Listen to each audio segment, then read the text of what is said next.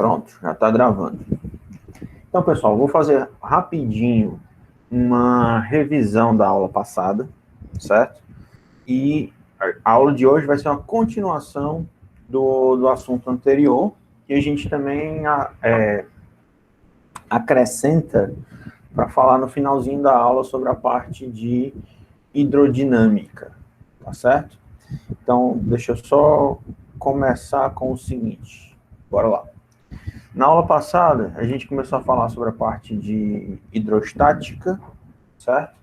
Então, os principais assuntos que a gente mencionou foram, né, as definições de densidade, que eu defini a densidade como sendo a razão entre a massa e o volume. A gente também falou de pressão, tá? Onde essa pressão ela foi definida como sendo a razão da força pela área, né?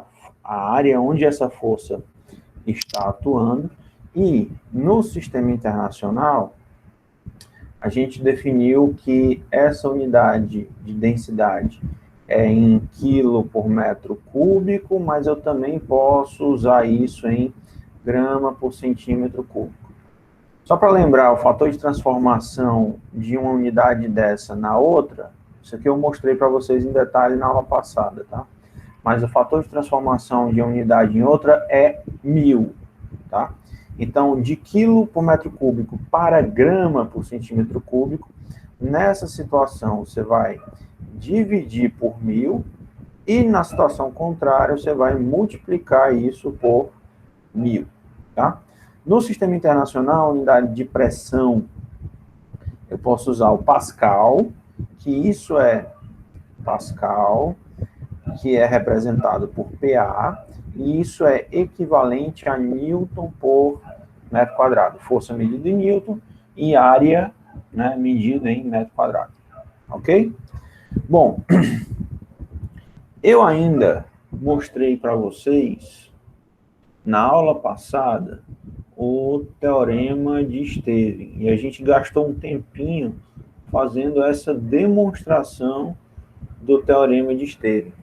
Que ele diz o seguinte: se você tiver imerso em um fluido, tá? Se você tiver imerso em um fluido, a pressão interna dentro do fluido vai ser função da profundidade, tá certo? Então, essa pressão lá dentro do fluido, ela vai ser igual à pressão externa mais a densidade do fluido vezes a gravidade vezes a profundidade, certo? Onde a pressão externa, nessa situação aqui, seria a própria pressão atmosférica, tá certo? Que seria a própria pressão atmosférica. Pressão atmosférica. E essa pressão atmosférica no sistema internacional, ela tem um valor de 1,01 vezes 10 elevado a 5 Pascal, que é Newton por metro quadrado. Tá certo? Então, a brincadeira que a gente fez na aula passada, né, foi definir fluido, né, fazer a definição de fluido. A gente deu a definição de densidade, eu expliquei qual é a diferença entre densidade e massa específica. Eu vou até anotar também. Massa específica. Massa específica, que também é massa sobre volume, só que este volume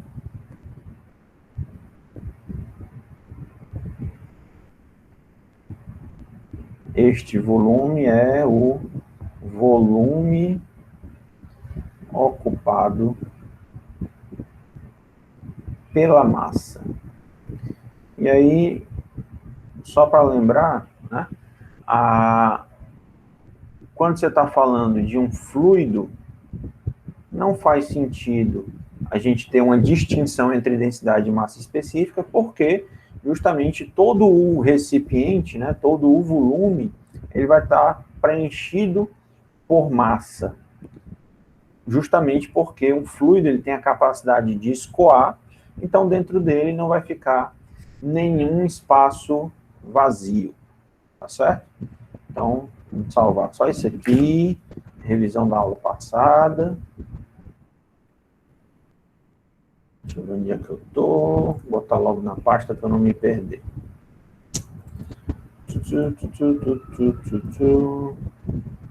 Aqui, deixa eu só ver a aula que a gente está.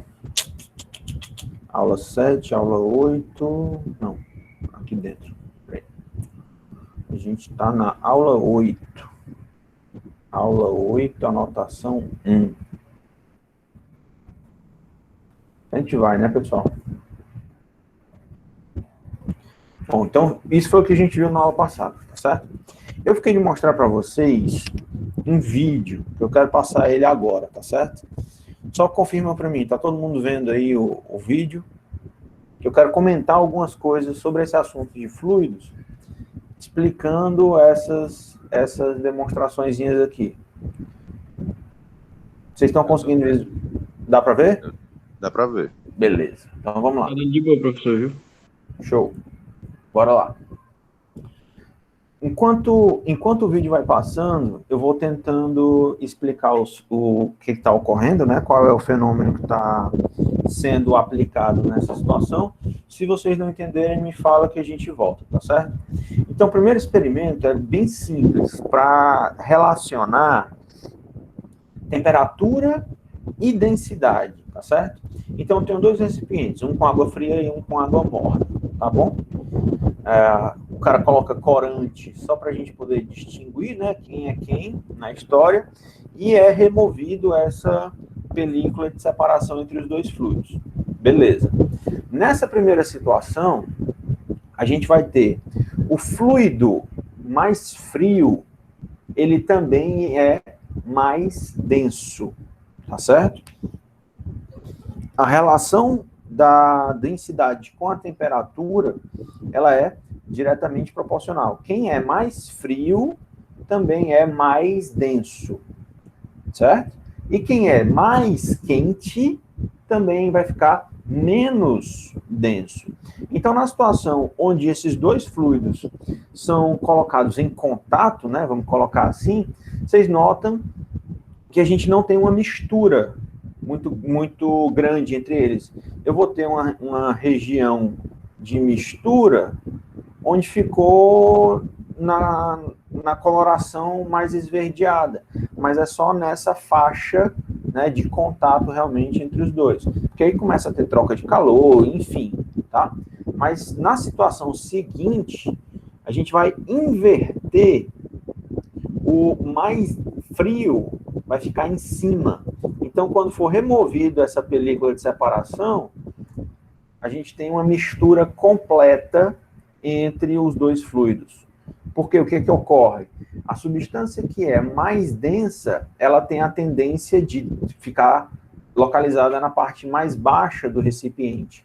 E o mais quente, que é menos denso, ele vai tentar subir, tá? Então, na hora que esses dois fluidos vão tentar entrar em movimento, o mais denso vai descer e o menos denso vai subir, e aí a gente tem uma mistura completa entre os dois, ok? Então, é só para explicar, essa primeira parte é para explicar a relação entre temperatura e densidade, certo?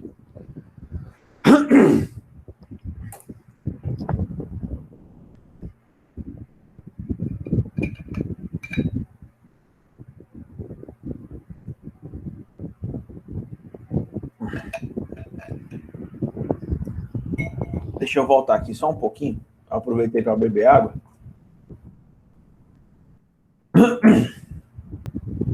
Colocada a vela com a base com a água, certo? A base é com a água e é fechado o copo, né, tampando a vela. O que ocorre nessa situação é o seguinte: o que vocês acham? que está ocorrendo nisso aqui? Eu quero primeiro escutar a opinião de vocês. Bom, que não para de entrar gente, mas tudo bem, assim mesmo. Nessa situação, o que ocorreu? Abre o microfone aí e fala para mim, explica para mim. Bom, galera, participar, vamos lá.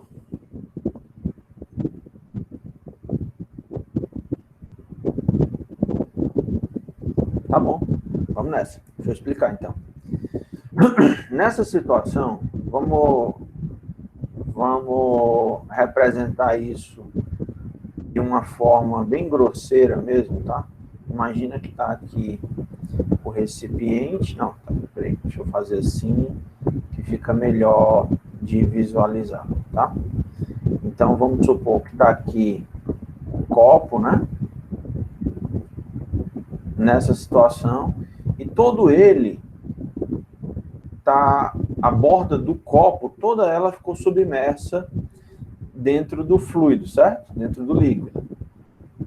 O que está ocorrendo quando essa vela apaga? Lembra lá da aula de química? Quando a vela apaga, é porque não tem mais oxigênio dentro do ar, dentro do copo, certo?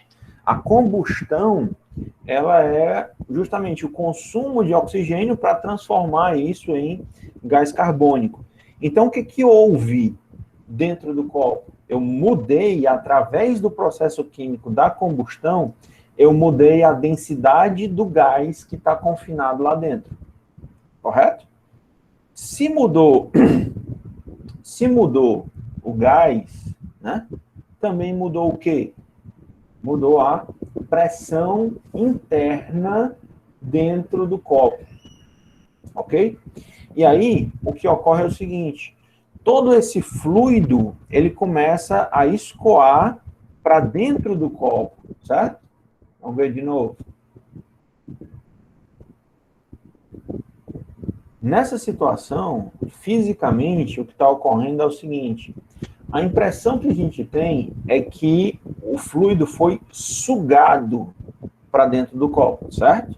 Mas, na verdade, né, a gente pode afirmar que ele foi empurrado, tá bom?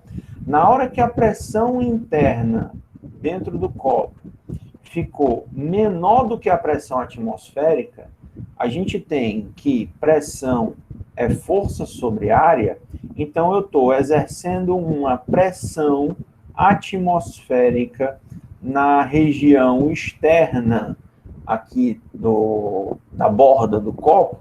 Eu vou estar aplicando sobre o fluido uma força, tá? Então, na verdade, o que ocorre devido à troca de gás, né, a combustão do oxigênio dentro do copo e, consequentemente, a mudança de pressão interna, o que ocorre é que eu tenho uma força externa, né, causada pela pressão atmosférica, fazendo com que esse fluido seja empurrado, tá? A impressão que a gente tem é que há uma sucção, né? Deixa eu mostrar bem de pertinho. Pronto, aqui, ó. Esse é o assunto que a gente vai tratar na aula de hoje, sobre empuxo, tá certo? Na situação onde a uva fica coberta por pequenas bolhas de ar, né, causada pela água com gás, o que ocorre é que vai mudar o volume dessa uva, tá? As que conseguiram reter mais bolhas de gás vão flutuar, e as que não conseguiram reter tantas vão afundar. Porque o empuxo, eu vou mostrar para vocês ainda na aula de hoje, o empuxo, ele é função do volume do fluido que foi deslocado. Ele coloca sempre na parte de baixo, e o que é menos denso vai ficar colocado na parte de cima, tá certo?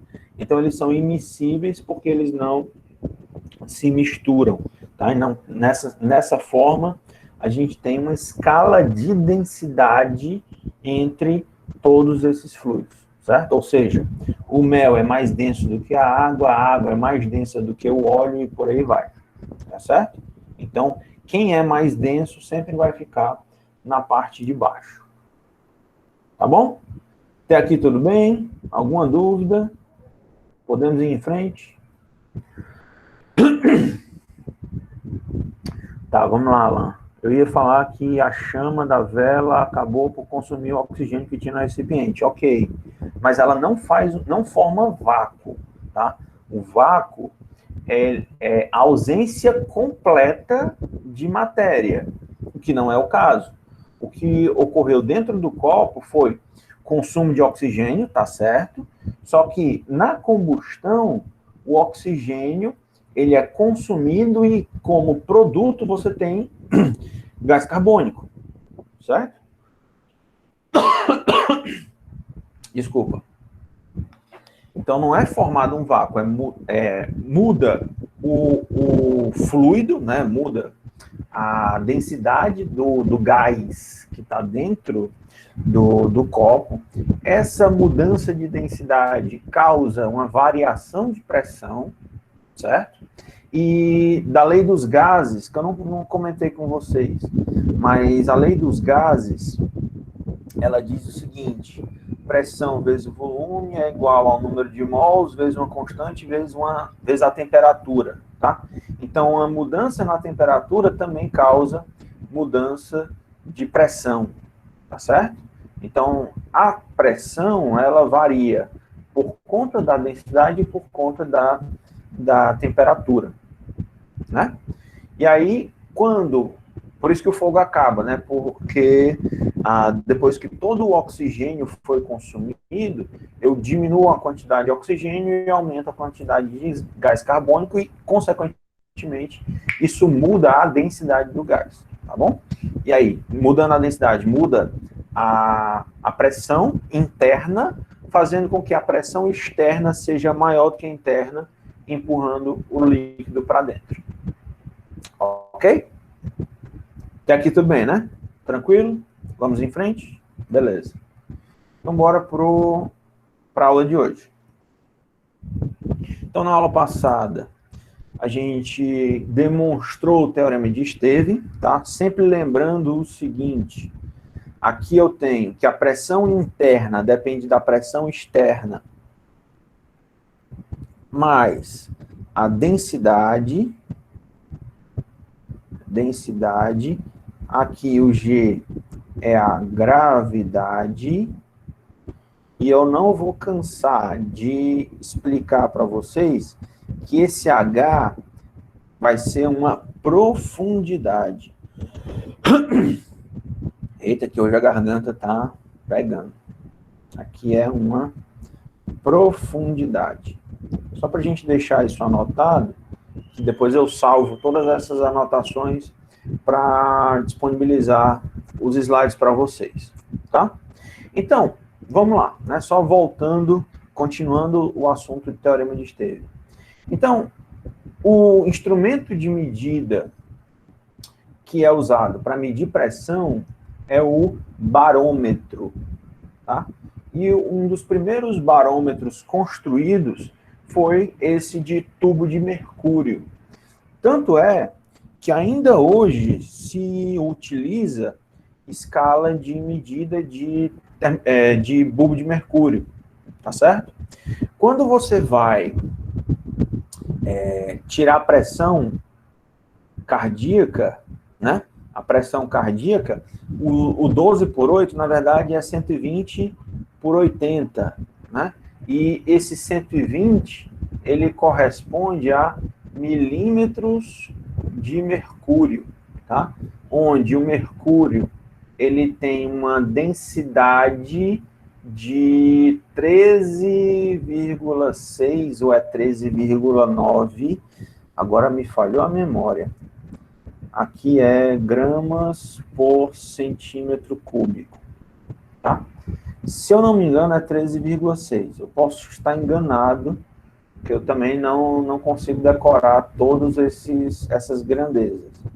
Mas se não me falha a memória, o valor é esse, certo? Então, ainda hoje, a medicina utiliza essa escala de milímetro de mercúrio, tá? Então, como é que é feito, né? Qual é o princípio físico do barômetro? Você coloca um tubo de ensaio com uma pressão interna muito pequena, próxima a zero, ou seja, aqui você faz quase como sendo um vácuo, tá?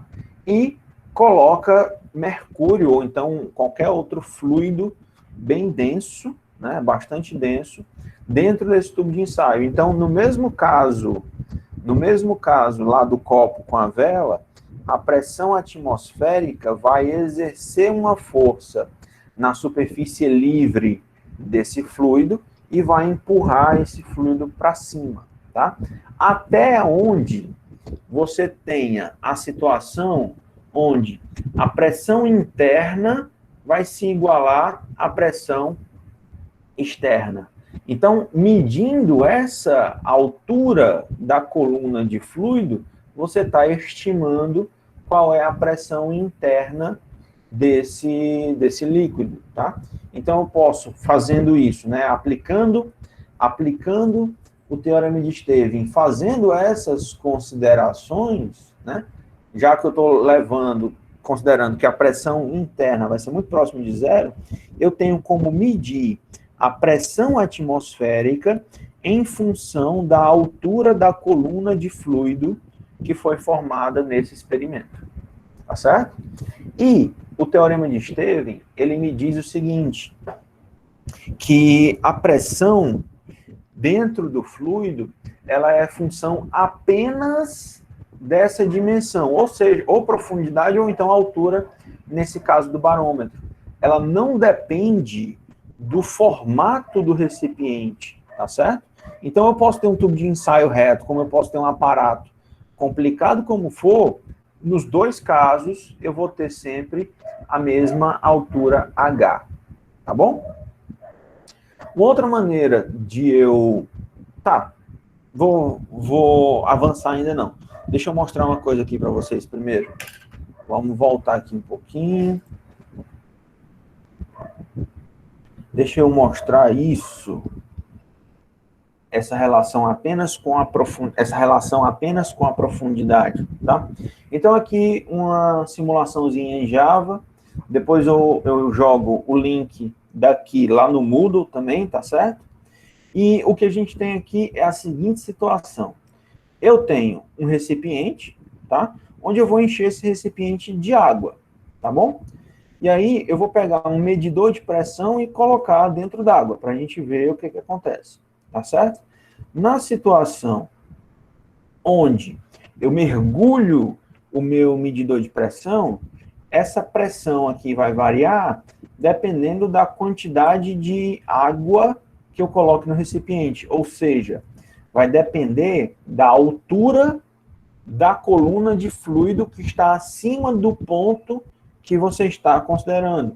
Em outras palavras, depende da profundidade do ponto que você está considerando. Tá certo? Beleza. Então, nessa situação, contando com a atmosfera, né? Tá aqui, eu estou usando a pressão atmosférica. Deixa eu só dar um print aqui nessa tela e trazer isso aqui para cá, só para eu poder mencionar algumas coisas. Se eu estou usando a pressão, se eu estou levando em consideração a pressão atmosférica, tá certo? Isso aqui significa que eu estou calculando a pressão absoluta. Ó, fazer assim, pressão absoluta. Tá? Seria dizer que a pressão aqui embaixo é igual à pressão atmosférica mais o peso da coluna de fluido que está a essa profundidade aqui, tá certo? Esse H aqui. Ok? Beleza. Em outras situações, se você desconsiderar a atmosfera, tá? Eu estaria calculando o que é chamado de pressão manométrica. Manométrica seria sem a atmosfera. Então, essa pressão seria somente desconsiderando a atmosfera, isso seria somente a densidade do fluido, a gravidade e a profundidade, tá certo? Então, eu posso dizer que a minha pressão manométrica seria a situação onde eu estaria desconsiderando a influência da atmosfera, ou seja, se eu estou pegando somente o peso da coluna de fluido. Alguém quer comentar alguma coisa? Era eu, professor. Então, qual a diferença, assim, o senhor está explicando bem aí, mas eu não consegui entender, tipo, vai lá. Ela com a pressão atmosférica e sem. O senhor acabou de falar agora aí, mas se puder só esclarecer melhor para mim. É só questão de nomenclatura, tá? Quando eu pego a pressão absoluta, eu estou considerando a pressão atmosférica. Se eu estou usando a pressão manométrica, é sem a atmosfera. Ah, show de bola, entendi. Tá? Valeu, professor. Beleza. Por que isso é utilizado? Tá? Por que isso é utilizado? Porque em várias situações me interessa saber somente qual é a contribuição do fluido para o aumento de pressão. Tá? Porque todo mundo está sofrendo o efeito da pressão atmosférica, independente da situação. Tá bom? Mas ainda não é isso que eu quero comentar com vocês. Eu quero mostrar a seguinte situação. Se eu pegar um outro medidor de pressão e colocar a mesma profundidade, tá?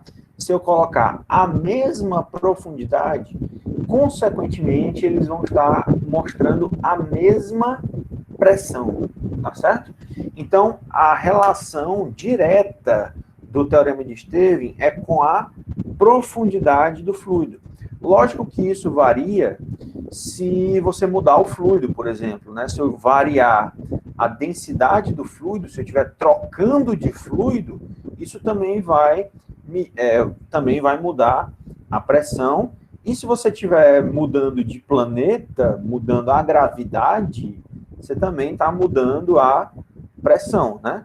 Mas na situação ideal, né, quando a gente está na Terra e você está usando água, a pressão ela é a mesma. Agora, note o seguinte, essa pressão ela muda da mesma forma para os dois medidores, tá certo?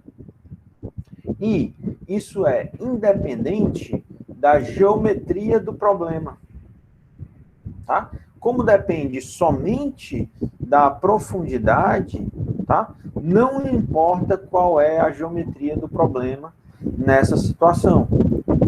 E aí, a gente tem o seguinte, cadê? Tá aqui.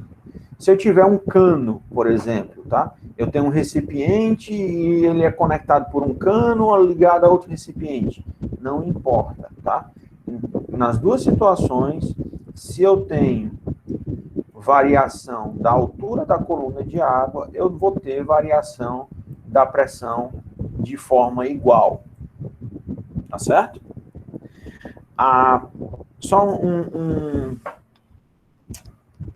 parêntese, né? Uma observação. A pressão atmosférica, ela é o peso da coluna de fluido que está sobre a cabeça da gente, certo? Se eu estou dentro de casa, sobre o telhado, eu estou sofrendo a pressão atmosférica? Sim ou não?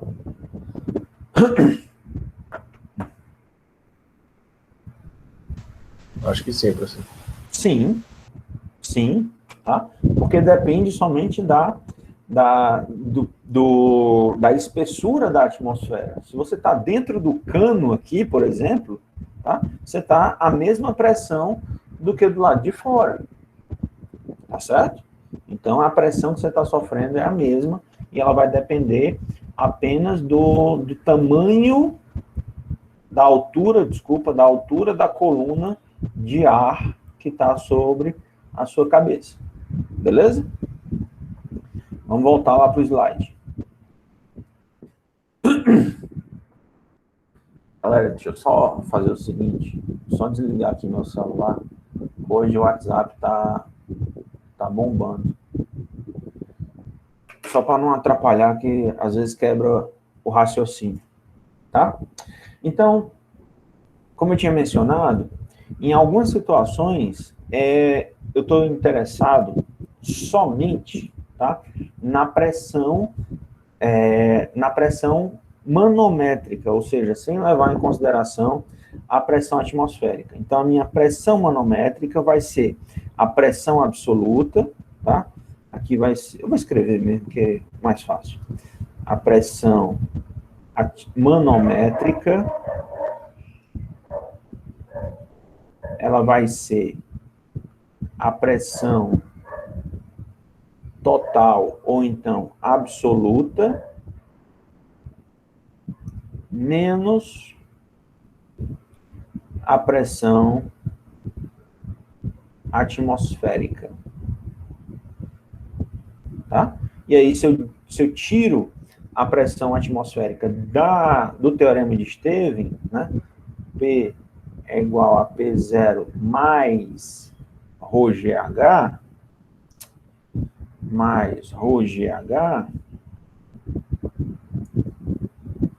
se eu tiro a pressão atmosférica, vai ficar só o termo de ρGH, que é o peso da coluna de fluido, né? Nesse caso, o manômetro, nessa situação, ele está medindo somente o peso dessa coluna de fluido, que é igual à pressão interna desse gás. Ok? Vamos em frente. Bom, agora falar do princípio de Pascal, tá? Que seria já uma aplicação prática, né? De como a gente vai utilizar a pressão, tá? Então, o princípio de Pascal, ele diz o seguinte: a pressão aplicada a um ponto, a pressão aplicada a um fluido incompressível contido em um recipiente vai ser transmitida sem redução para todas as partes do fluido, inclusive para as paredes do recipiente que o contém. Tá certo? Então, imagina a seguinte situação. Você tem um pistão, tá? Onde ele é formado por um recipiente que tem um líquido e ele está preso, né? Esse fluido ele está preso através de um êmbolo. Ou seja, essa... Êmbolo tem acento? Tem. Acho que tem. Êmbolo. Tá? Então, esse fluido ele está confinado por conta desse êmbolo. Então, você pode aumentar ou diminuir a pressão que está sendo exercida sobre o fluido se eu aumentar ou diminuir a quantidade de bolas de chumbo que estão sendo colocadas nesse recipiente, certo? Se eu aumento a massa dessas bolas de chumbo, o que eu estou fazendo? Eu estou aumentando a força, peso desse recipiente sobre o êmbolo, tá? Então, a pressão sendo definida como sendo força sobre área, eu estou aumentando a pressão interna no fluido, quanto mais bolas de chumbo eu colocar nesse recipiente que está acima do êmbolo, tá certo? E aí, aplicando o teorema de Stevens, eu tenho que a pressão ela é dada pela pressão externa mais ρGH. Só que a pressão interna desse ponto P vai variar dependendo somente da pressão externa. Porque se esse fluido está confinado, a densidade não muda, a gravidade não muda, e a profundidade do ponto que você está avaliando também não muda. Então, toda variação de pressão interna vai depender da variação de pressão externa. Tá certo? Agora, vamos às aplicações práticas do princípio de Pascal. Tá certo? Que é o macaco hidráulico. Tá bom? E aí eu tenho o seguinte. Se eu tiver áreas de seções transversais diferentes em um recipiente formado por dois êmbolos, eu vou conseguir aplicar forças diferentes dependendo da situação. Tá certo?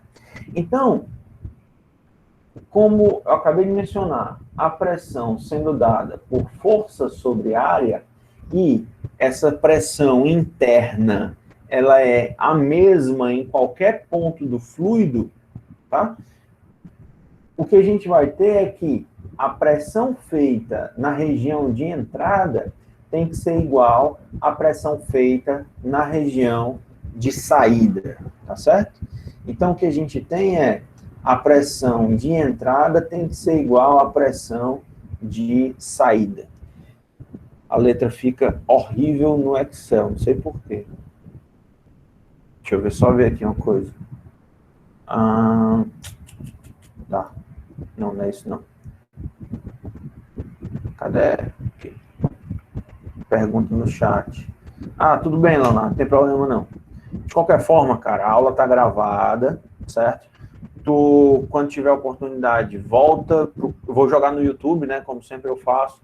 Assim que tiver lá no Moodle, dá uma olhadinha nesse comecinho, tá? Que a gente já fez algumas coisas bem importantes. Beleza? Dá uma revisada lá, esses primeiros... Nossa, já tem 50 minutos de aula. É isso mesmo. Vamos lá. Dá essa revisada, viu, Leonardo? Vamos em frente. O que é que eu estava falando? Tá, princípio de Pascal.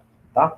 Então, nessa situação, eu posso considerar, se a pressão interna é a mesma, eu posso escrever que a pressão na região de entrada é igual à pressão na região de saída. Tá? Professor. Oi.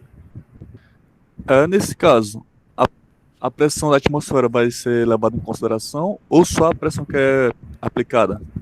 Nessa situação, eu estou considerando a pressão interna no óleo, certo? Estou pegando pontos aqui muito próximos do óleo, tá? Por que eu não estou levando em consideração a pressão atmosférica? Porque se os ramos são abertos, aqui eu tenho pressão atmosférica e aqui eu também tenho pressão atmosférica. Na hora que tu jogar isso dentro da equação, isso vai se cancelar. Tá certo? Entendi. Valeu. E aí eu tenho, fazendo a pressão da esquerda, a pressão de entrada sendo igual à pressão de saída, tá? E eu vou aqui substituir pressão por força sobre área. Então eu tenho que a força de entrada, que eu estou chamando de FI, dividido pela área de entrada, que eu estou chamando de AI, isso é igual à força de saída, FO, e a área de saída, que é AO. Aqui é só porque eu peguei a figura do livro em inglês, certo? Então é in e out nessa situação, tá? Mas é entrada e saída. Deixa eu só escrever direito para não confundir. Professor, o senhor pode repetir o que é FI e AI, por favor? Pronto. Aqui é a pressão de entrada e aqui é a pressão de saída. Professor, o negócio do mouse que o senhor ia olhar deu certo ou ainda está em fase de... Ainda estou em treino. Ainda estou em treino. Estou aprendendo. É porque é configurar um programa externo para fazer captura de vídeo. Então, ainda tô aprendendo. Tá? Então, vamos lá. Só para a gente mencionar o seguinte. Se eu tenho uma diferença entre essas áreas, tá? A gente também vai ter uma diferença entre as forças. Se as áreas são iguais, as forças são iguais. Ok. Se as áreas são diferentes, as forças são diferentes. Tá certo? Então, nessa situação, o que eu tenho é que a consequência do princípio de Pascal, que é o princípio de funcionamento do macaco hidráulico, é exatamente esse. Eu posso aplicar uma força pequena para conseguir uma força grande o suficiente para elevar um carro. Tá? Qual é a condição? A condição é que essa relação entre as áreas, a área I tem que ser menor do que a área O. E aí eu consigo, né, como consequência disso, eu consigo que a força aplicada em I também vai ser menor do que a força de saída, que é o FO. Tá? Agora, qual é a compensação disso? A distância que o êmbolo tem que percorrer tem que ser maior. Nessa situação, DI vai ser maior do que DO. Tá?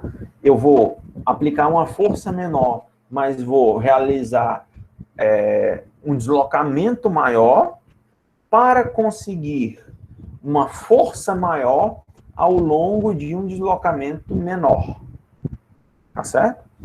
Nessa situação, a pressão dentro do fluido é a mesma. Tá bom? Que é justamente o princípio de funcionamento desse macaco hidráulico.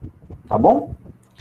Bora para o exercício. Vamos aplicar essa situação na prática. Deixa eu só salvar aqui. E aí eu menciono isso já. Cadê o negócio? Tá aqui.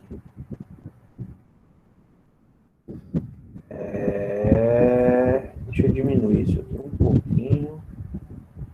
Pronto.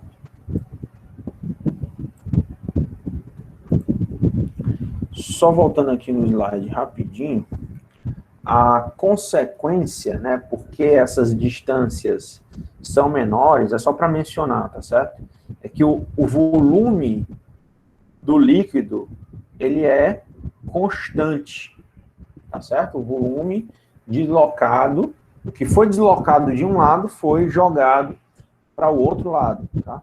Na hora que você mantém esse volume constante, você consegue atribuir essa relação, tá certo? Então, o volume que foi deslocado é o mesmo para as duas partes, para a entrada e para a saída, tá? E aí, professor, e quando a área de entrada é maior do que a área de saída, a força também se altera, né? Sim. Também. Tá? Vamos ver esse exemplo aqui rapidinho, que aqui a gente pode ver essa situação na prática, tá bom? Deixa eu ver aqui, a cor tá de preto, vou fazer de azul. Pronto. O dispositivo da figura, que é um macaco hidráulico, eleva um carro de 1.000 quilos a uma altura de 3 metros, tá? Em relação ao ponto inicial. Então, vamos logo desenhando as coisas que a gente tem.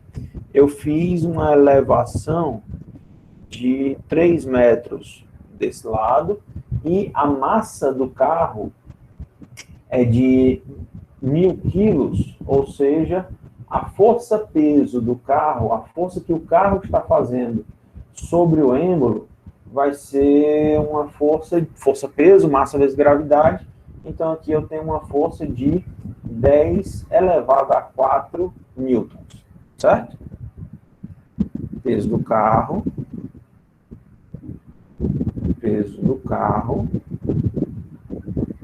massa vezes gravidade.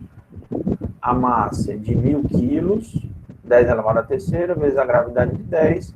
Então, o peso do carro é 10 elevado a 4 newtons. Deixa eu só fazer isso aqui em maiúsculo, só para não confundir. Beleza. Então, primeira parte já foi. Para isso, eu vou aplicar uma força F1, tá? Indicada na figura, e o carro sobe lentamente em movimento uniforme. Por que isso aqui é importante, hein? Só para a gente relembrar o conteúdo passado.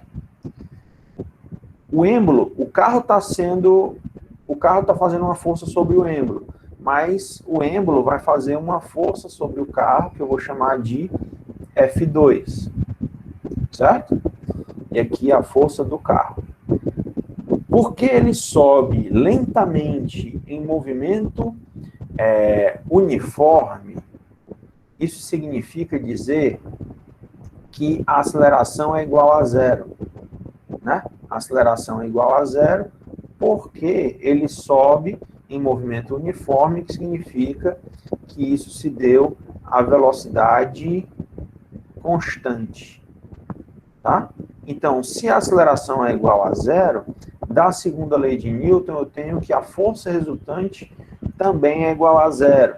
Então, essa força resultante, se eu colocar para cima positivo, para baixo negativo, eu tenho F2 menos o peso do carro, tudo isso é igual a zero, então a força F2 é igual ao peso do carro, tá?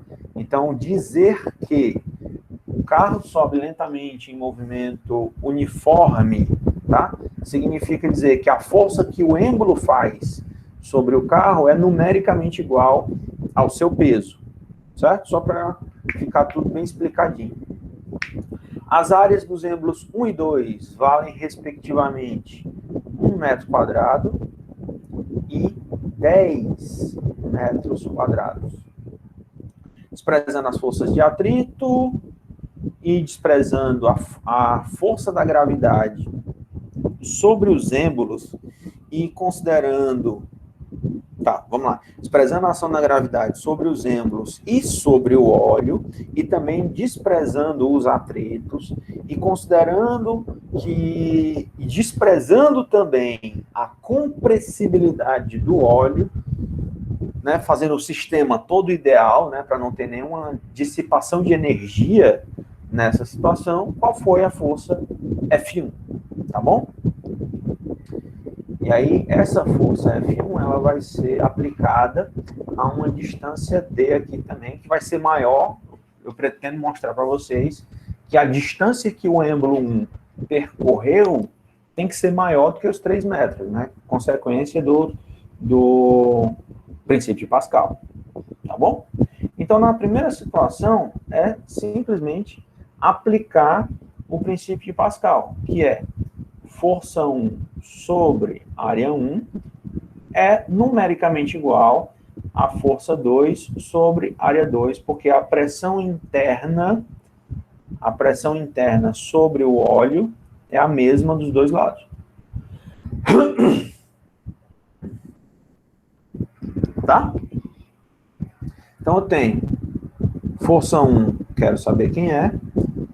Aqui eu vou ter área 1 vezes F2 sobre área 2. Então, a força 1 é igual a 1 metro quadrado, que multiplica a força 2, que é igual ao peso do carro, que é igual a 10 elevado a 4 newtons. Tudo isso dividido pela área 2, que é de 10 metros quadrados. Eu coloquei as unidades na equação só para a gente verificar. Só para a gente verificar que eu não preciso fazer nenhuma transformação de unidades, tá? Então, a força 1, ela é 10 elevado à terceira newtons, tá? Então, o fator de relação entre as áreas dos êmbolos sendo de 10, a área 1 é 1 e a área 2 é 10, então tem uma mudança de 10 unidades, de uma ordem de grandeza, né, nessa situação, fez com que a força aplicada no êmbolo 1 também diminuísse de 10. Né, num fator de 10. De 10 a quarta passou para 10 a terceira. Tá certo? E agora, eu quero calcular qual foi o trabalho da força que o pistão faz sobre o carro, né? O trabalho que o trabalho da força que o dispositivo aplica sobre o carro, bem como o trabalho de F1. Tá bom. Então, o trabalho sobre o carro vai ser F2 vezes a distância que o carro subiu, que eu vou chamar de D2, que ele disse que é os 3 metros, tá? Então, nessa situação, F2 é 10 elevado a 4, a distância foi de 3, então, trabalho, né, realizado de 3 vezes 10 elevado a 4 joules. Agora, eu preciso calcular qual é o trabalho da força F1. Mas, para isso, eu preciso determinar quem é a força, quem é o deslocamento sofrido pelo êmbolo 1, tá? Então, nessa situação, o volume de fluido que foi deslocado no êmbolo 1 vai ser acrescido na parte 2. Então, o volume se mantém constante nessa situação. O volume de qualquer cilindro, ele é dado, né, nessa situação, se eu mantenho o volume constante, tá, o volume de entrada sendo igual ao volume de saída, o volume de qualquer situação pode ser calculado como a área da base vezes a altura, que eu estou chamando de D, né, nesse caso. Então, isso é igual a área 2 vezes D2. Então, o D1, ele é calculado como sendo a área 2 vezes D2 dividido pela área 1. Substituindo os valores, a área 2, 10 metros quadrados, D2 de 3 metros, tudo isso dividido por 1 metro quadrado. Então, o pistão 1, o êmbolo 1, ele se deslocou de 30 metros, enquanto o outro subiu 3 metros, tá? Então, respeitando o princípio de Pascal, a força menor vai aplicar um deslocamento maior, e a força maior vai sofrer um deslocamento menor. Com isso, pessoal, o trabalho da força 1 vai ser calculado, o trabalho 1 vai ser calculado como sendo F1 vezes D1, isso aqui é 10 elevado à terceira vezes 30, que é igual a 3 vezes 10 elevado a 4 joules. Certo? E, como todo esse sistema ele é conservativo, né, eu estou desprezando um monte de coisa, o trabalho de 1 é igual ao trabalho de 2. Tá? Não foi perdido nenhuma energia nessa situação. Estou desconsiderando os atritos sofridos nesse caso. Ok? Está claro? Vamos em frente. Consequência, exercício, beleza. Agora, o outro ponto importante, que é o princípio de Arquimedes, tá? Que é justamente o empuxo que eu comentei com vocês lá do experimento da uva na água com gás, tá? Um dos princípios de Pascal também diz o seguinte, uma outra interpretação do princípio de Pascal é a seguinte, eu até comentei isso na aula passada com vocês.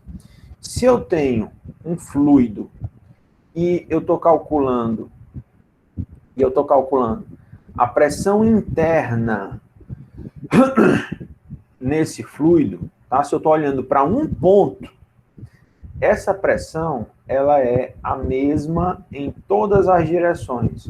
Lembra que eu comentei isso quando eu falei sobre a pressão atmosférica, tá? A gente está sobre a atmosfera, mas a gente pode ser considerado, nessa situação, a gente pode ser aproximado de um ponto, né? Que eu tenho uma altura de atmosfera de uns 100 quilômetros, o ser humano mais alto tem 2 metros e pouco, então 2 metros na frente de 100 quilômetros, a gente pode muito bem aproximar isso de um ponto, tá? Então a pressão que é exercida sobre um ponto, ela é a mesma em todas as direções, tá certo? Porém, tá? A diferença do princípio de Pascal para o princípio de Arquimedes é justamente essa. Para o princípio de Arquimedes, eu não estou olhando mais para um ponto, eu estou olhando agora para um corpo, tá? Então, nessa situação, um corpo é diferente de um ponto, então aqui as dimensões já são relevantes, certo? Então, um corpo total ou parcialmente imerso em um fluido vai sofrer a ação de uma força de módulo igual ao peso do fluido que foi deslocado, e essa força sempre aponta para cima, tá? O nome dessa força também é chamada de empuxo, tá? E por que que essa força sempre aponta para cima? Porque se você tem um fluido, tá?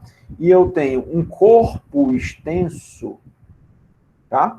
Agora, essas dimensões, elas são relevantes, né? O tamanho desse corpo já é grande o suficiente, de modo que a pressão na parte aqui de cima, a pressão na parte aqui de cima vai ser menor do que a pressão na parte aqui de baixo. Para um corpo extenso, as dimensões do corpo já são relevantes. Então, a pressão 1 estaria relacionada com essa profundidade 1, enquanto a pressão 2 estaria relacionada com essa profundidade 2, tá? O corpo extenso sendo grande o suficiente para eu ter essa diferença de profundidade, faz com que as pressões sejam diferentes. E se as pressões são diferentes, a força que está atuando na parte de baixo é maior do que a força que está atuando na parte de cima. Isso faz com que a força resultante sempre aponte para cima, tá? Então, aqui seria força realmente, tá certo? Então, dessa forma, o princípio de Arquimedes, ou força de empuxo, ou força de flutuabilidade, tá? É uma força que sempre aponta para cima, e essa força aparece pela diferença de pressão em um corpo extenso, né? A diferença de pressão entre a face de cima e a face de baixo, tá? E aí a gente entra na situação das condições de flutuabilidade. Na hora que a força peso for maior do que a força de empuxo, esse objeto vai afundar, e na hora que a força de empuxo for maior do que a força peso, nessa situação, o objeto vai começar a flutuar, tá certo? Só um detalhe, essa força de empuxo, ela é calculada como sendo o peso do fluido que foi deslocado pelo corpo, tá? Então, vamos chegar numa equaçãozinha um pouquinho mais legal de trabalhar, que tem relação com a densidade, tá? Porque eu não vou calcular a massa de líquido que foi deslocado. É melhor substituir essa massa, tá?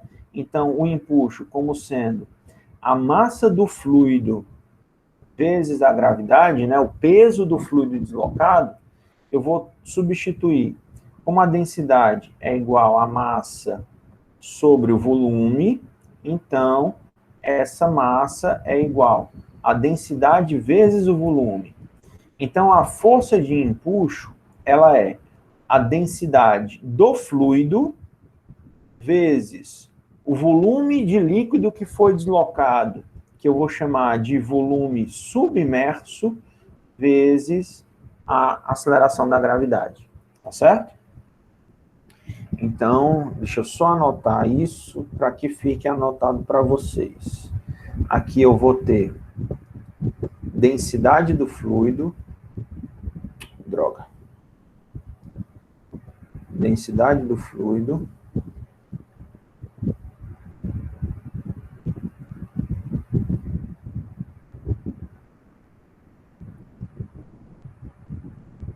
Fluido. Aqui é volume submerso, ou seja, é o volume que está embaixo d'água, tá? E aqui é só a aceleração da gravidade. Tá bom? Bom, uma outra grandeza que é consequência, né, da força de empuxo é o chamado peso aparente. Se você está boiando dentro d'água, tem duas forças que estão atuando sobre você.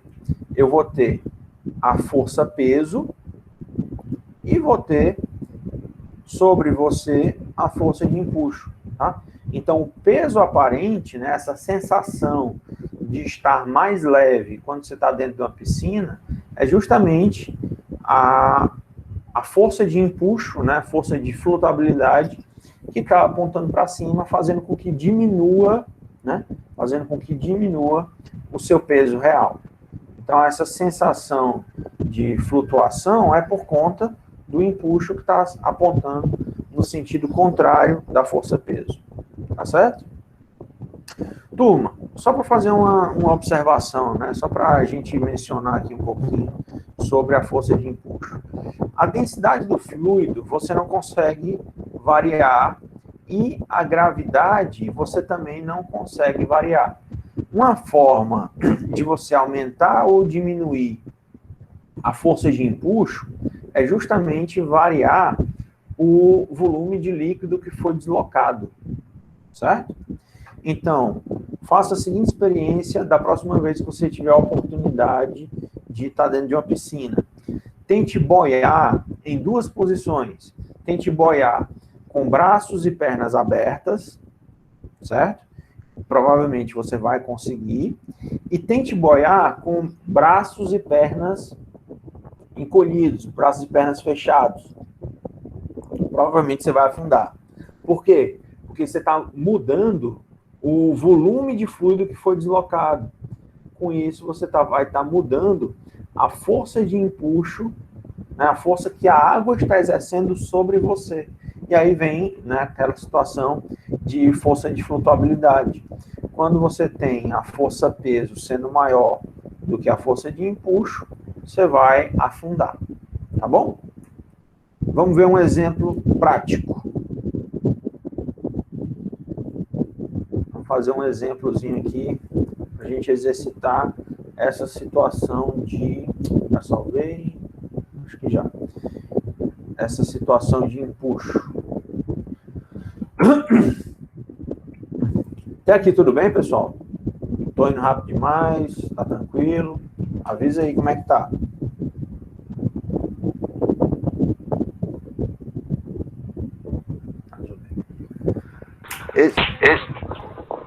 Oi, pode falar.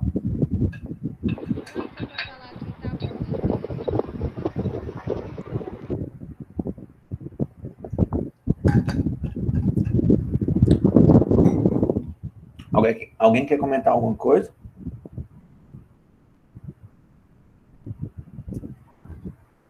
Camila, eu acho que não está dando para ouvir teu microfone. Deu para escutar agora? Tá muito baixinho. Muito baixinho. Vale, meu Deus. Não, professor, eu só queria falar que tá dando certo para entender a aula. Ah, beleza. Beleza. Bora lá, continuar. Então, seguinte, vamos aplicar o princípio de Arquimedes nessa situação, tá certo? Aqui eu tenho o seguinte, na figura, eu tenho um bloco de massa de 800 quilos por metro cúbico, ele flutua em um fluido que tem uma massa específica de 1.200 quilos por metro cúbico.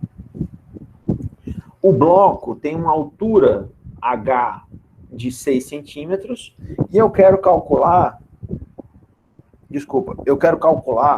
qual é a altura submersa desse bloco.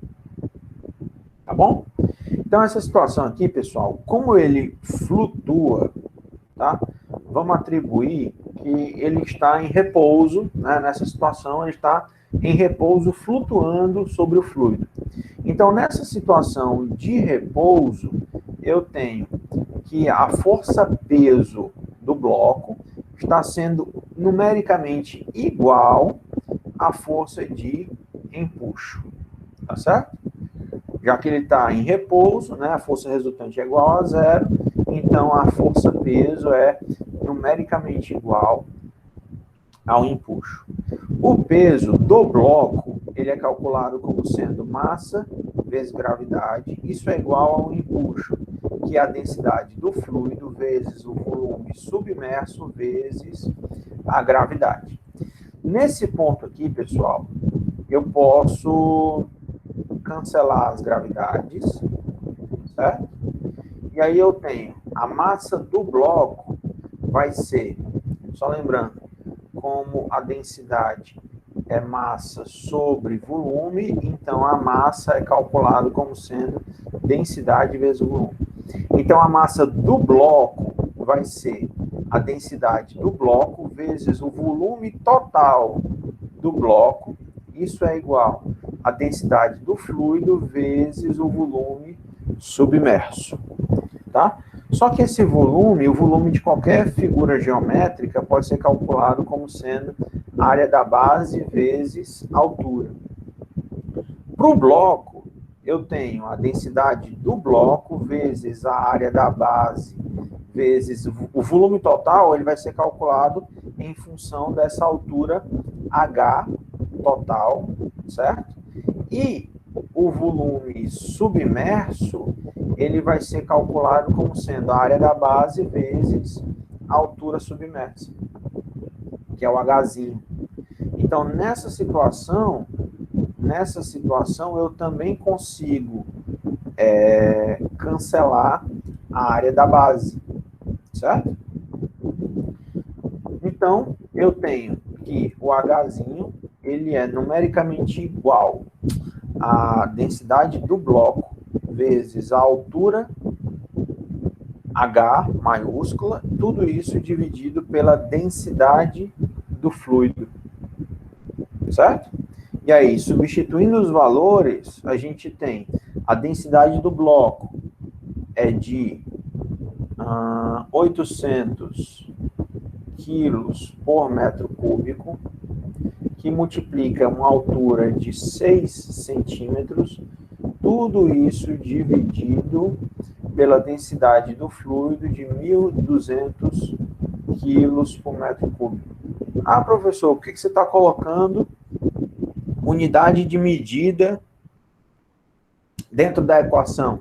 Para a gente ver o que pode ser cancelado. Quilo por metro cúbico se cancela com quilo por metro cúbico. E aí, no final, a gente vai chegar uma altura em centímetros. Então, isso é 800 vezes 6 sobre 1.200. Isso vai estar em centímetros. Deixa eu ver essa conta aqui. Corta 2 zeros. 6 sobre 12 dá 2. 8 sobre 2 aqui vai dar uma altura submersa de 4 centímetros. Certo? Ok? Então, nessa situação, o que a gente fez foi igualar as forças. A força-peso é numericamente igual à força de empuxo, porque o bloco flutua, né, em repouso sobre essa superfície, a superfície da água. Tá bom? E, professor, né, nesse teorema de Arquimedes, você pode considerar esse H minúsculo aí como profundidade também? Porque aí, no caso, aqui já tinha, sim. Né? Aí aqui sim, né? sim. Certo? Aqui eu estou calculando.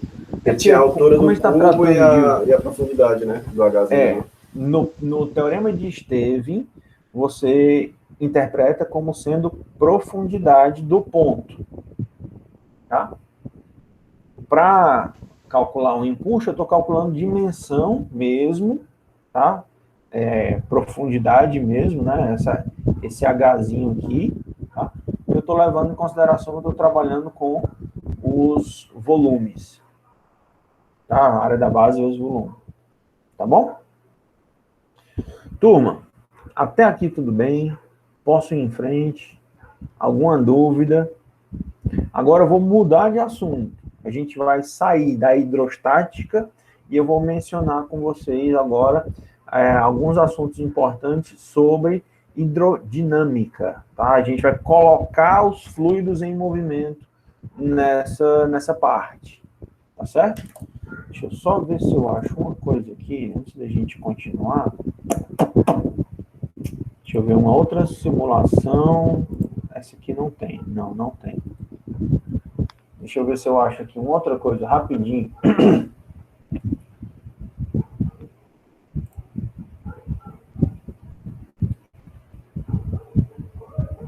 É uma que tem escoamento. Eu quero mencionar isso com vocês.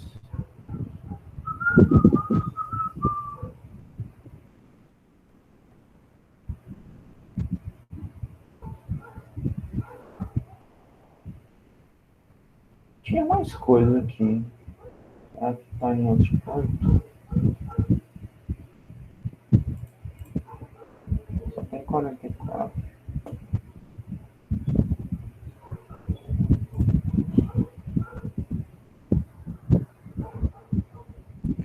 Ah, porque pegou só... Deixa eu ver aqui só uma coisa. Deixa eu tirar isso aqui. Botar... Ah, agora já aparece mais, tá certo. Certo. Só um minutinho, pessoal. Só um minutinho que eu quero ver se eu acho uma coisa.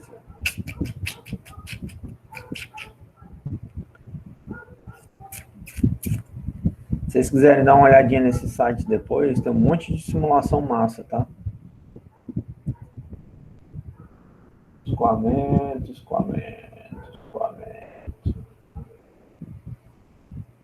Achei.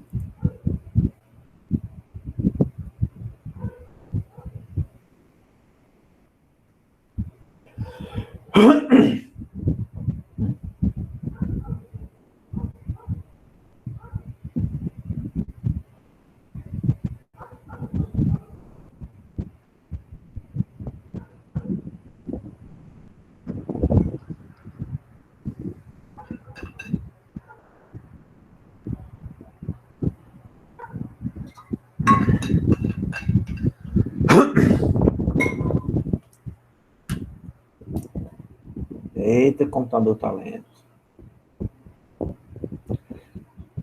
Vou carregar um Javazinho desse jeito, tá osso. Tá, enquanto ele carrega aí, eu já vou... Abriu.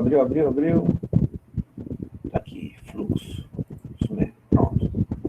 Deixa ele carregando aí, que a gente usa ele já. Pronto. Então, pessoal, quando a gente sai da hidrostática, que é fluido em repouso, para hidrodinâmica, que é fluido em movimento, eu preciso, para simplificar o meu problema, fazer uma série de aproximações, tá certo? Então, eu vou considerar um fluido ideal como sendo um conjunto de aproximações que eu tenho que fazer para simplificar o meu problema, tá certo? Então, o primeiro tipo de aproximação é um escoamento estacionário ou então laminar. Isso significa dizer que você pode atribuir uma mesma velocidade para qualquer molécula, qualquer partícula desse escoamento, para aquela lâmina, né, para aquela determinada linha reta, você tem a mesma velocidade. Depois, eu vou considerar que é um fluido incompressível, que significa que ele não muda de volume com variação de pressão. Depois eu vou considerar que é um escoamento não viscoso, ou seja, sem força de atrito atuando sobre o escoamento. E por fim, eu tenho um escoamento irrotacional, ou seja, a partícula não tem momento angular, tá? Enquanto ela está se deslocando, tá certo? A figura mostra só qual é a diferença entre um escoamento turbulento e um escoamento laminar, tá certo? Num escoamento turbulento, você tem a formação de turbilhões dentro desse escoamento, então é imprevisível.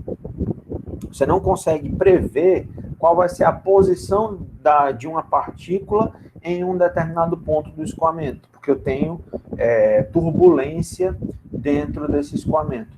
Já no escoamento laminar, de baixa velocidade, né, a gente pode colocar assim, você consegue prever muito bem qual vai ser a posição da partícula, porque eu tenho um escoamento bem mais organizado, tá certo?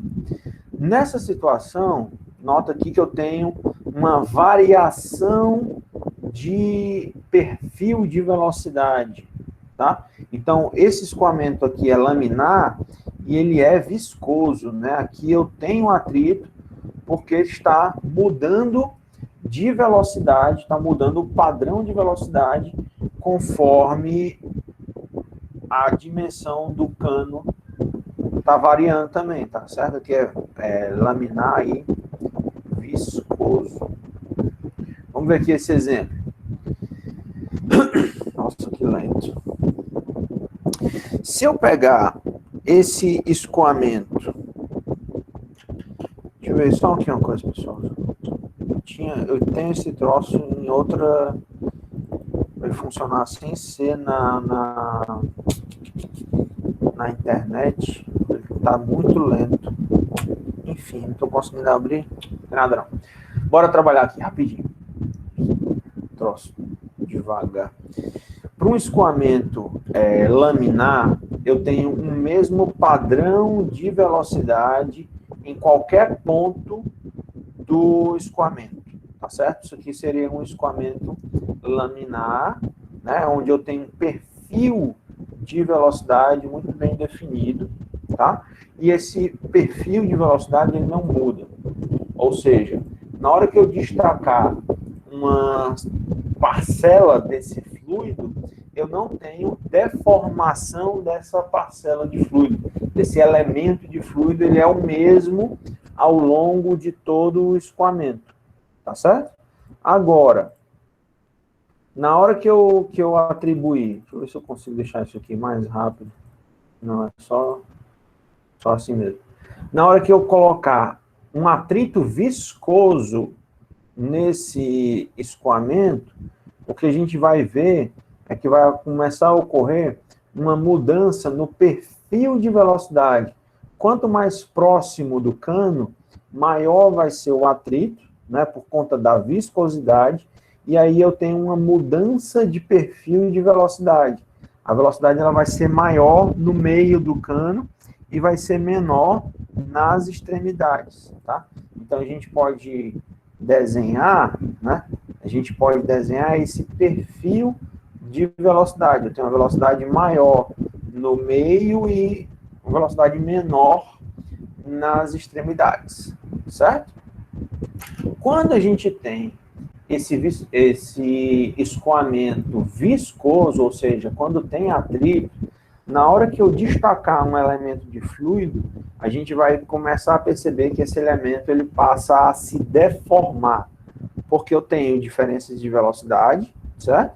E aí faz com que partes desse escoamento se desloquem com velocidade maior do que as outras partes. Eu tenho essa deformação do meu elemento de fluido, tá? Então, para evitar esse tipo de problema, né, para a gente facilitar o nosso cálculo, eu vou, né, levar em consideração que eu estou trabalhando com fluido não viscoso, certo? Em várias situações da engenharia, pessoal, a gente pode fazer essa aproximação, que o ar e a água funcionam muito bem para fluidos ideais. A água é um bom exemplo de um fluido ideal, porque a viscosidade da água é muito baixa, tá certo? Então a gente pode fazer essas aproximações para um fluido ideal, tá bom? Bom, num fluido ideal, eu posso definir linhas de fluxo, certo? Bem definidas para a gente poder calcular, por exemplo, a velocidade em um determinado ponto, tá? Então, só para a gente ver também a diferença entre um escoamento laminar e um escoamento turbulento, essa foto aqui mostra uma asa de um avião, tá? Onde na parte de baixo eu teria um escoamento próximo do laminar e aqui na formação, na parte de cima, eu teria a formação de turbulência, certo? Onde é formado esses vórtices no fluido, certo? Esses pequenos vórtices são causados por turbulência, tá certo? E aí, um avião consegue levantar voo justamente por conta dessas diferenças de pressões que são aplicadas tanto na parte de baixo quanto na parte de cima da asa, tá? Para um avião voar, tá? O que a gente tem que ter é que a pressão aqui na parte de baixo, ela tem que ser maior do que a pressão na parte de cima. Quando isso acontece, vai ter um desbalanço de força e eu tenho uma força resultante apontando para cima. Lógico, isso também depende da velocidade com que o avião está, com a velocidade, com o fluxo de ar que está passando sobre essa asa, tá certo? Então, aqui na figura, pessoal, nessa figura da esquerda, a gente tem as linhas de fluxo, tá? Que estão contornando um obstáculo.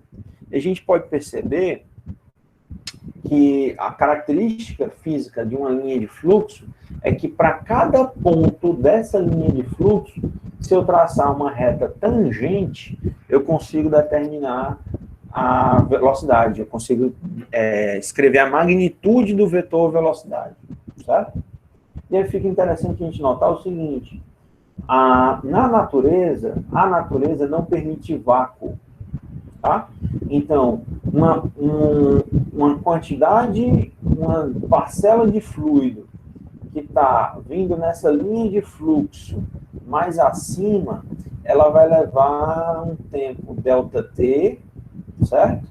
Ela vai levar um tempo ΔT para percorrer essa distância ΔX aqui, qualquer, tá certo? Ao longo dessa linha de fluxo bem aqui. Então, ela gasta esse tempo. Agora, como a natureza não permite o vácuo, quando você está pegando uma linha de fluxo que está bem próxima desse escoamento, nota o seguinte, a distância percorrida nessa linha aqui mais abaixo, esse ΔX2 vai ser maior, né? ΔX2, a distância percorrida na linha 2 vai ser maior do que a distância percorrida na linha 1. Só que o tempo vai ser o mesmo, certo? O tempo vai ser o mesmo. Como consequência, a velocidade do escoamento contornando o obstáculo, ela tem que ser maior, para que você chegue, né, no mesmo ponto aqui no final, ao mesmo tempo. Você tem que compensar isso com uma velocidade de escoamento maior. A velocidade de escoamento, ao contornar o obstáculo, ela vai ter que ser maior do que o escoamento que está ocorrendo sem obstáculo nenhum. Então, o que a gente tem é que, como consequência disso, a velocidade 2 vai ter que ser maior do que a velocidade 1, certo? A natureza não permite o vácuo. O fluido, ele é contínuo, certo? Contínuo. Não tem, dentro do fluido, não tem nenhum espaço vazio. Ok? Ficou claro isso? Vamos em frente. Bom, como o fluido, aqui eu já estava comentando, né? Como o fluido ele é contínuo, eu tenho uma equação da continuidade. E a equação da continuidade a gente pode interpretar do ponto de vista de volume, certo? Então, o mesmo volume de fluido que entra nesse lado esquerdo do recipiente tem que ser igual ao volume que sai na outra extremidade.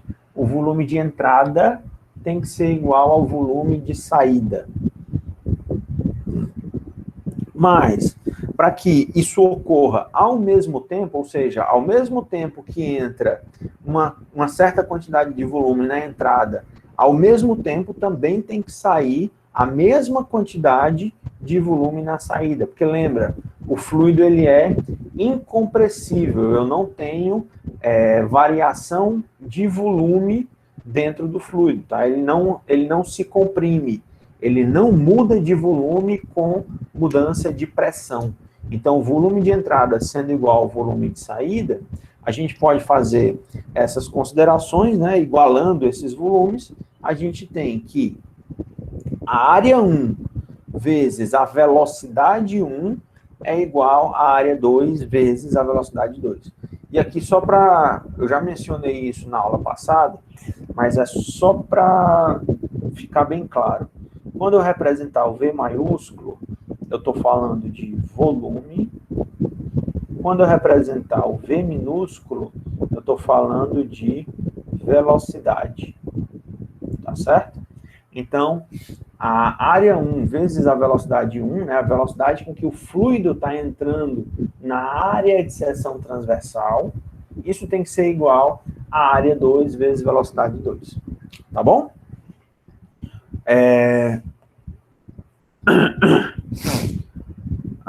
Dessa forma, tá? Dessa forma, o que a gente consegue tirar de prático da equação da continuidade?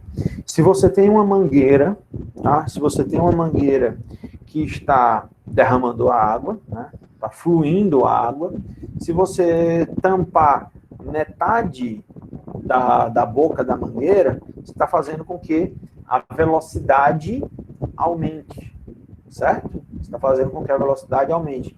Se você diminuir a área, você tem que compensar isso, né? Aqui, ó, como isso tudo é uma constante, se eu diminuir a área, eu compenso isso com o aumento de velocidade. Tá certo? Isso é consequência da equação da continuidade. Então, se você está aguando um jardim, por exemplo, se você quer um esguicho que vá mais longe, né, o alcance é função da velocidade, certo? Então, para aumentar a velocidade, você tampa uma parte da saída da mangueira, fazendo com que a velocidade aumente, tá certo? Uma outra equação que a gente pode relacionar, tá? Uma outra equação que a gente pode relacionar, que é consequência da equação da continuidade, é a vazão. Deixa eu só ver aqui. Alguém tem alguma pergunta? Quer falar alguma coisa? Professor, Oi. eu pensei que não era a velocidade, não. Eu pensei que era a pressão, já que você diminui o círculo de saída da água, né? Quando você põe a metade do dedo na mangueira, eu pensei que era uma pressão que fazia, mas é uma velocidade.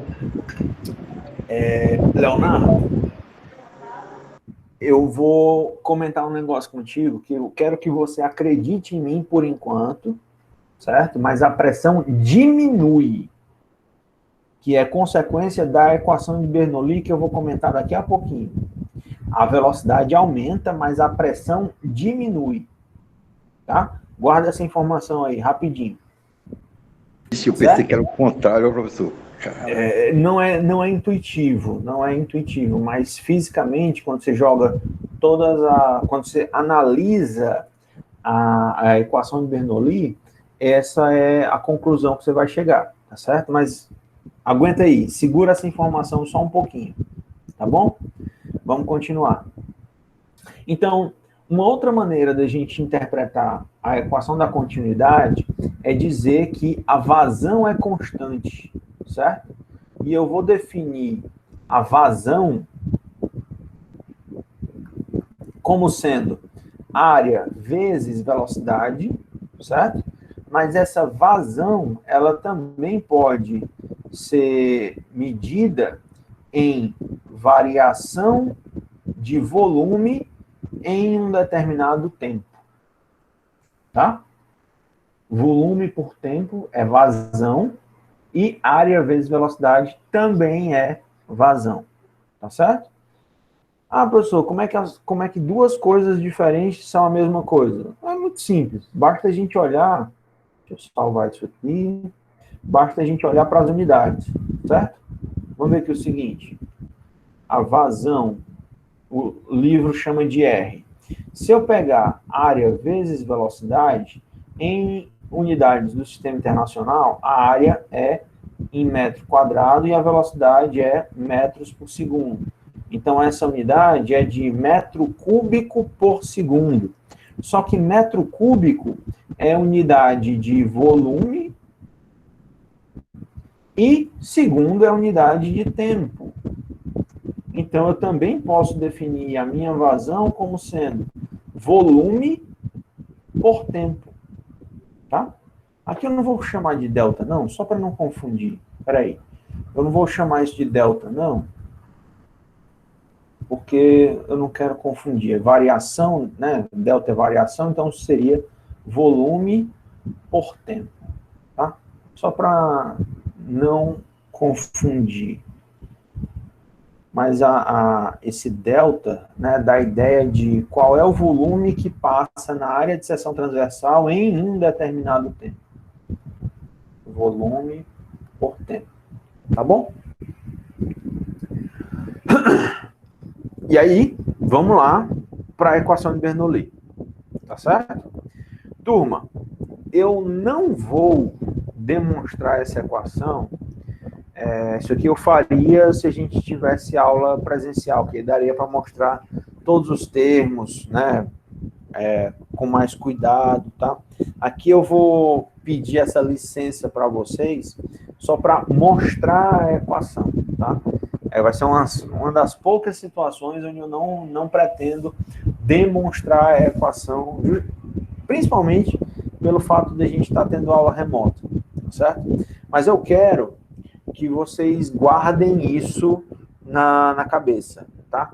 A equação de Bernoulli é uma equação de conservação de energia para fluido.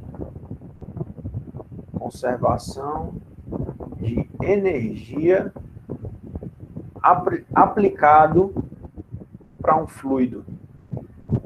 Certo? Então, ela diz o seguinte: a pressão mais a densidade, vezes a metade da densidade, vezes a velocidade ao quadrado, mais a pressão, vezes a gravidade, vezes a altura, isso é uma constante. Ou seja, se é constante, se conserva, tá? E como é uma equação de conservação de energia, vou só mencionar, tá certo?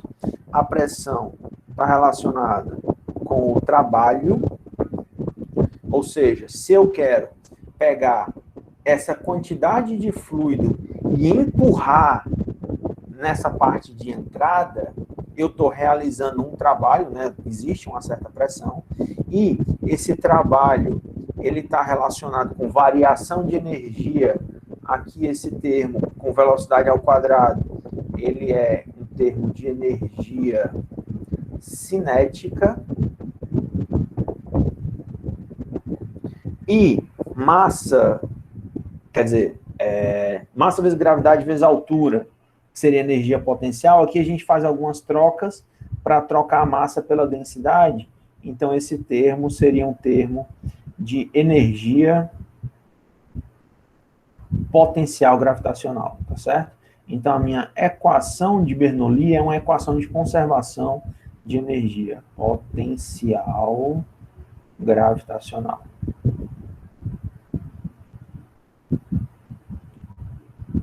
Ok? Então, a pressão vezes a metade da densidade vezes a velocidade ao quadrado, mais a densidade vezes gravidade vezes a altura, isso é uma grandeza que se conserva, tá? Porque, como eu fiz todas as aproximações de um fluido ideal lá no começo, como é um fluido não viscoso, não tem atrito, então não tem dissipação de energia, tá certo? Então, a energia se conserva ao longo desse escoamento, ok? Vamos lá, a parte importante, que são as consequências, tá? Bom, se eu tenho um fluido em repouso, se o fluido está parado, ou se ele tem velocidades iguais, tá? Os termos de energia cinética se cancelam, certo? E a gente recai, né, no caso especial de velocidades iguais, ou seja, quando essas áreas, aqui a área 1 e a área 2, área de entrada e de saída, forem iguais, né, da equação da continuidade, velocidade 1 vai ser igual a velocidade 2, certo? Então, eu teria, se a área 1 é igual à área 2, então a velocidade 1 é igual à velocidade 2, então eu posso cancelar os termos de energia cinética e a gente recai o caso do teorema de Esteves, que aí da equação, esse termo aqui seria justamente o H, né, que seria justamente a diferença de pressão entre os pontos que você está avaliando, tá? Nesse caso aqui, pessoal, esse H, né, seria justamente essa diferença de altura, né, que o fluido ganhou na hora que eu realizei trabalho sobre o líquido. Imagina só a seguinte situação. Se você não tiver nenhuma pressão sendo aplicada nessa região de entrada, pela ação da gravidade, esse fluido vai escoar para baixo, vai sair pela entrada, tá certo? Então, para que você consiga elevar o fluido, você tem que realizar trabalho. É justamente o trabalho que se dá pelas pressões, tá certo? Então, no caso particular do teorema de Esteves, quando a velocidade é igual, da equação de Bernoulli, quando a velocidade é igual, a gente recai no teorema de Esteves, certo? Agora, vamos ver o caso de a altura do líquido não variar, tá certo? Quando o cano, onde tem o escoamento, for uma linha reta, tá? Não tem mudança de altura, então não tem mudança de energia potencial, tá certo? Então eu posso cancelar esses dois termos de energia potencial. Então o que ocorre, né? Se houver mudança de velocidade, ó, Leonardo, aquela afirmação que eu te falei, se eu tiver mudança de velocidade, se eu aumentar a velocidade, eu estou diminuindo a pressão, certo? Porque eu tenho que manter, né, a situação de conservação, isso tem que ser uma constante. Então, para eu aumentar a velocidade, isso vem da diminuição da pressão, tá? Não é intuitivo, novamente, não é intuitivo, mas é consequência da equação de Bernoulli. Ok?